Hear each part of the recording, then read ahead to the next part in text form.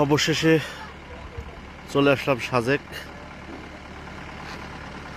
আসলে দেখার মতো জায়গা। দেখেন ওই যে আমাদের রিসোর্ট দেখা যায়, ওইটাতে আমরা রুম নিয়েছি। ওই যে ওইটা সুন্দর একটা পরিবেশ। এই যে মনে হচ্ছে যে মেঘ আমাদের হাতের মধ্যে। এই যে সাথে জজমে আছে। এই যে অনেক ঢালু, ওই ওপরে উঠবো।